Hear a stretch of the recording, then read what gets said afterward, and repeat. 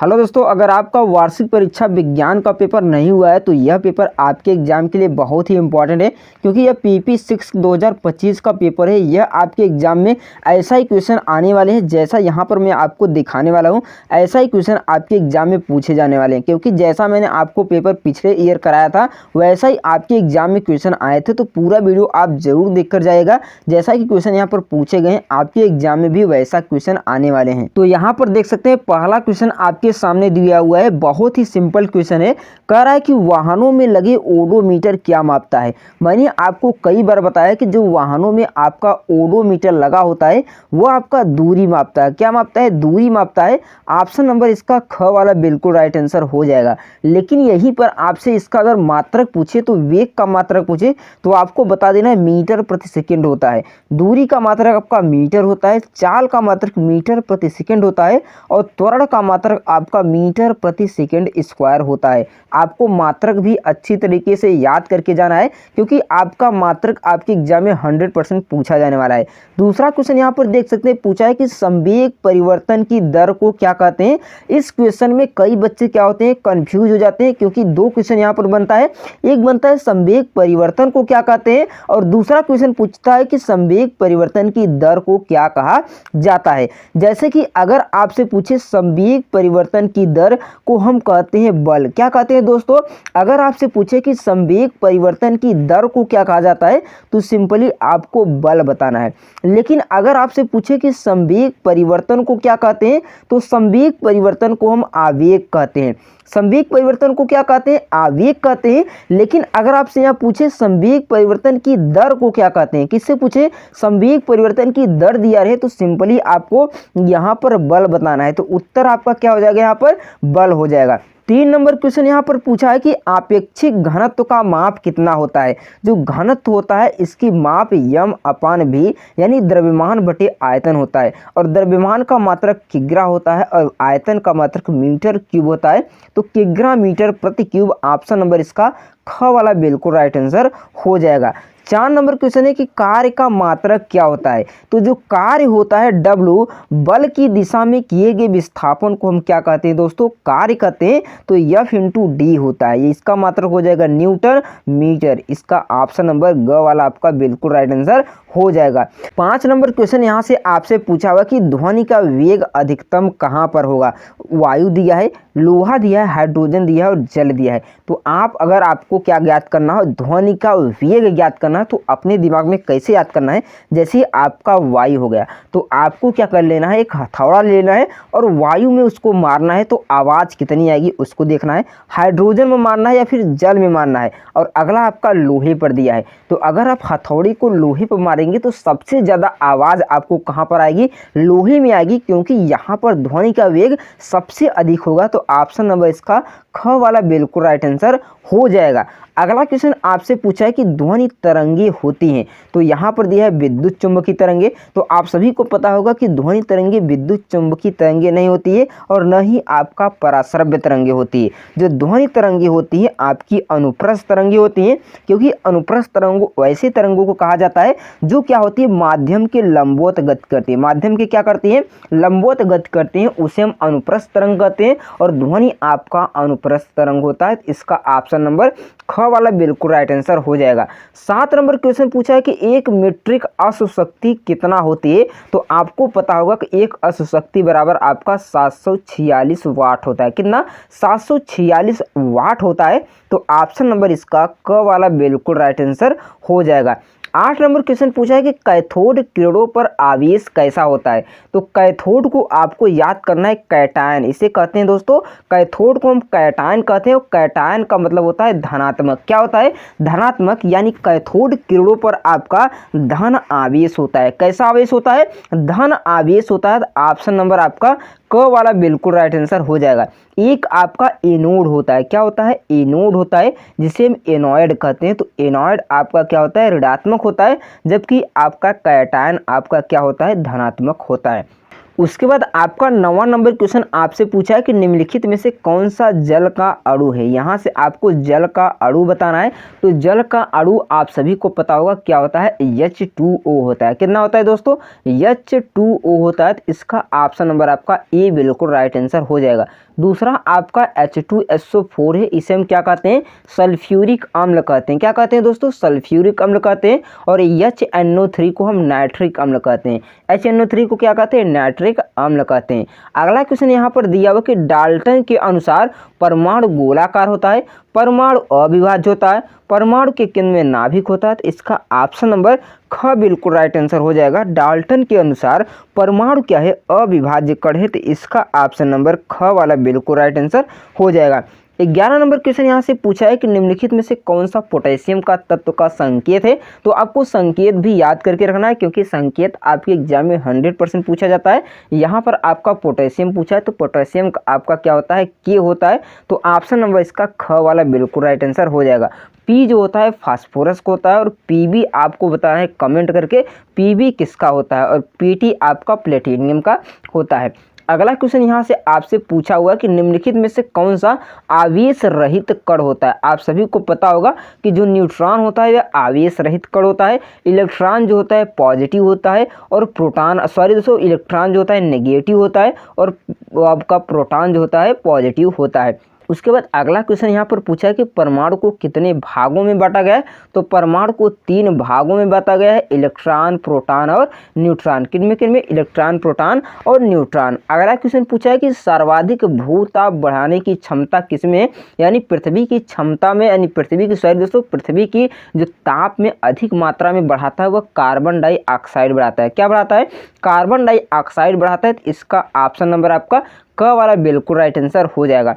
अगला क्वेश्चन यहाँ से आपसे पूछा कि ओजोन के परत को क्षति पहुँचाती है।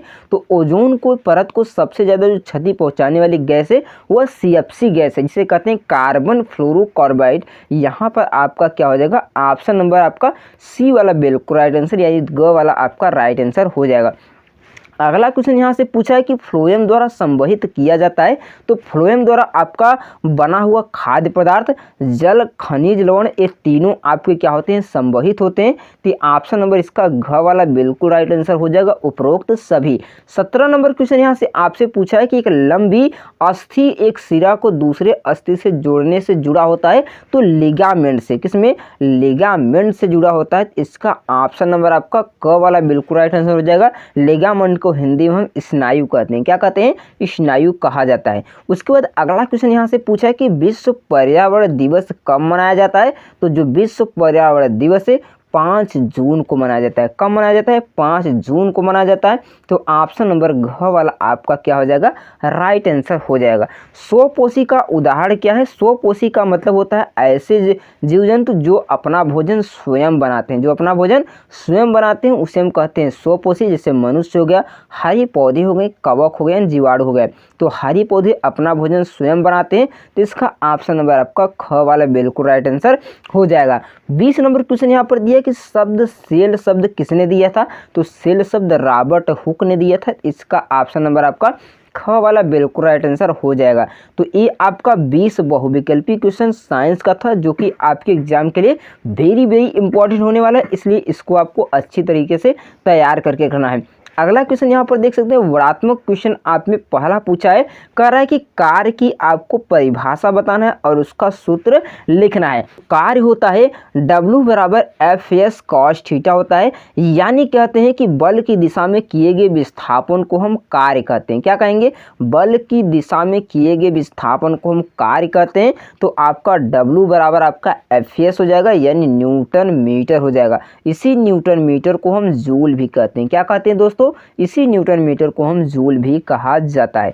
अगला क्वेश्चन यहाँ से पूछा है कि अनुप्रस्थ और अनुदैर्ध्य तरंग में आपको परिभाषा बताना है। तो अनुप्रस्थ तरंगे ऐसी तरंग होती है जो अपने माध्यम के जो अपने माध्यम के लंबवत गति करते हैं। फिर से मैं आपको बता देता हूँ, अनुप्रस्थ तरंगे क्या होती है, जो माध्यम के माध्यम के लंबवत गति करते हैं उन्हें हम कहते हैं अनुप्रस्थ तरंगे। और जो अनुदैर्ध्य तरंगे होती है माध्यम के समानांतर गति करते हैं, माध्यम के समानांतर गति करते हैं। जैसे आपका हो गया ध्वनि तरंगे। ध्वनि तरंगे आपकी जो होती हैं अनुप्रस्थ तरंगे होती है जो लंबवत गति करते हैं।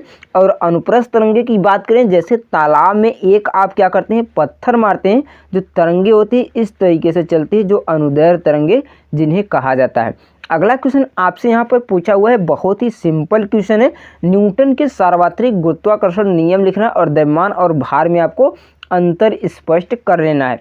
अगला क्वेश्चन यहाँ से आपसे पूछा है कि 15 केजी की वस्तु है। क्या यहाँ पर देख सकते हैं दोस्तों, दिया है कि 15 केजी का वस्तु यानी यम दिया है और मीटर प्रति सेकंड आपका भी दिया है। आपको यहाँ पर गतिज ऊर्जा ज्ञात करना है। तो गतिज ऊर्जा आपका होता है K बराबर 1/2 mv²। क्या होता है, 1/2 mv² होता है। तो इसी में आपको पुट कर देना है। तो 1/2 m का मान आपका 15 हो जाएगा, v का मान 4 × 4 हो जाएगा।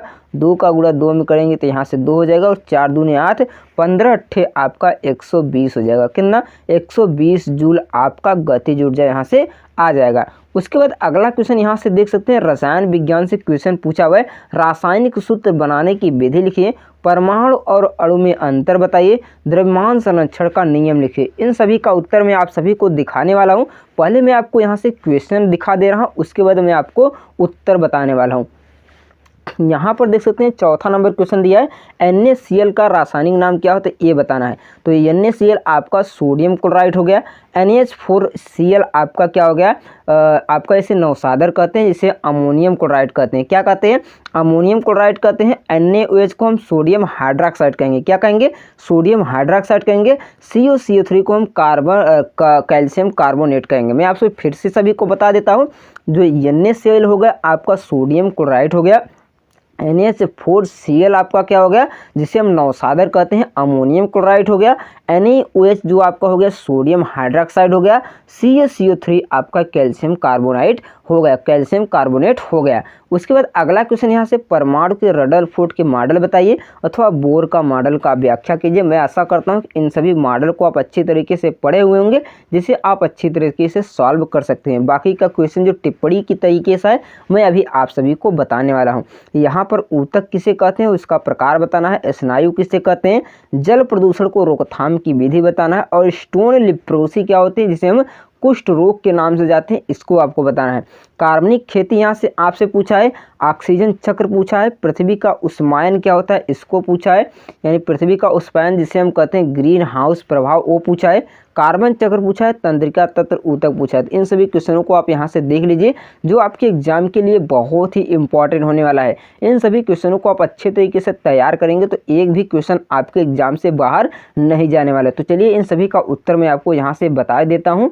जैसे कि यहाँ पर देख सकते हैं, पहला क्वेश्चन यहाँ पर रासायनिक सूत्र लिखने की विधि आपको पूछा है। तो रासायनिक सूत्र लिखने की यदि विधि की बात करते हैं तो विधि है कि जब एक यौगिक लिखा जाता है तो वह नियम कहता है कि धातु के बाद अधातु लिखा जाता है, इसलिए क्रम धातु के बाद अधातु का नाम है। उदाहरण जैसे सोडियम क्लोराइड का सूत्र अगर हम लाते हैं तो NaCl का सूत्र बनता है। उसके बाद अगला क्वेश्चन यहाँ पर देख सकते हैं, पूछा कि परमाणु और अणु के बीच अंतर आपको बताना है। तो परमाणु अणु के बीच निश्चित रूप से अंतर मौजूद है कि परमाणु रासायनिक तत्व सबसे छोटी इकाई होती है, जबकि अणु जो होता है 2 या 2 से अधिक परमाणुओं से मिलकर बने होते हैं। अगर हम ऊतक की बात करते हैं, ऊतक किसे कहते हैं, किसी जीव के शरीर में कोशिकाओं के समूह को ऊतक कहते हैं, जिनकी उत्पत्ति एक समान व एक विशेष कार्य करती है। अधिकांश ऊतक का आकार एवं आकृति समान होती है, परंतु कभी कभी कुछ ऊतकों के आकार और आकृति में क्या होती है, असमानता पाई जाती है, किंतु उत्पत्ति और कार्य क्या होते हैं, इनमें समान होते हैं। उसके बाद आपने पूछा था कि लिगामेंट क्या होते हैं, स्नायु क्या होते हैं।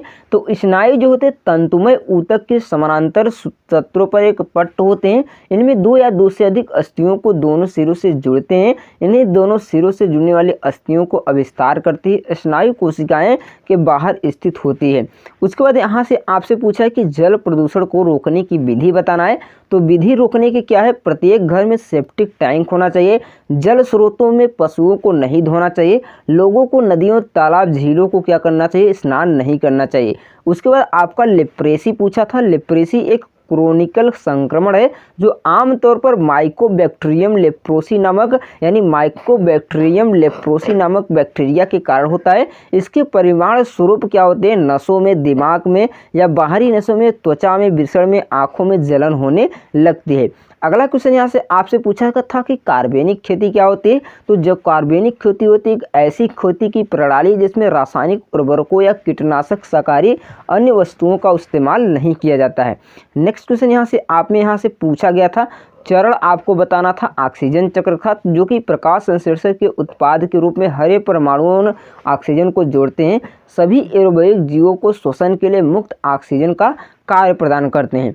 उसके बाद यहाँ से आपसे ग्रीन हाउस के बारे में पूछा था। तो जो ग्रीन हाउस थे, यदि ग्रीन हाउस प्रभाव नहीं होता तो शायद पृथ्वी पर जीवन भी नहीं होता, क्योंकि तब पृथ्वी का औसत तापमान -18 डिग्री सेल्सियस ना होकर 15 डिग्री सेल्सियस धरती के वातावरण के समान प्रभावित होता है। तो यहाँ से आपका कार्बन चक्र है। और यहाँ पर जाइलम पूछे तो जाइलम 2 प्रकार के होते हैं, एक प्राथमिक जाइलम, एक द्वितीयक। दोस्तों ये था विज्ञान का पेपर जो कि आपके एग्जाम के लिए वेरी इंपॉर्टेंट होने वाला है, इसलिए इसको आपको अच्छी तरीके से तैयार करके जाना है। अगर आप PP6 के मैथ के पेपर को देखना चाहते हैं तो आप जाकर हमारे प्लेलिस्ट में इस पेपर को भी देख सकते हैं। आपके एग्जाम के लिए बहुत ही इंपॉर्टेंट होने वाला है। उस प्लेलिस्ट में आपको हिंदी, अंग्रेजी सभी के पेपर को मिलने वाले हैं, तो वहाँ आप जाकर उसको ज्वाइन कर लीजिए। आपके एग्जाम के लिए बहुत ही इंपॉर्टेंट हो जाएगा। अगर आपने चैनल को सब्सक्राइब नहीं किया है तो दोस्तों चैनल को भी सब्सक्राइब कर लीजिए। तो चलिए मैं मिलता हूँ किसी और वीडियो के साथ, तब तक के लिए धन्यवाद।